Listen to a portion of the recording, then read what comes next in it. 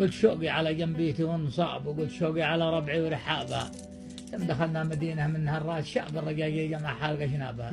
قوم متخلطة نسوانها والشباب والمرأة في الشوارع خالع ثيابها، ونحكينا لهم ما ندري ايش الجواب، ما دريتين صادقها وكذابها. يا رب سالك يا شديد العقاب، ردني واسأل نفسي وطنها وايش اللي جابها. واحد من العيال قال مرحبا يا رسالة جات فيها عتاب، يوم جت الرسالة قلت حيابها. جت من الصاحب الغالي زبون الركاب، صاحب الدير اللي تعوي ذيابها. وايش وداك اللي دار السمك والكباب والمدن والسواحل وايش تبغابها. تنحلها فرعون بالله خراب، انتبه يا رفيقي لا تلهوابها. لا تدور على شي ما يجي له عتاب، لا يحطوك بين الضرس وانيابها.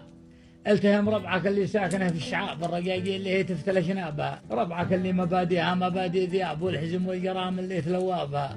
والضيف ياخذ من غنمها انصاب، والقهاوي تقند من تقهوابها. ذكرت القنيص بعاليات الهضاب، وعندك الخوه اللي تنقل عزابها.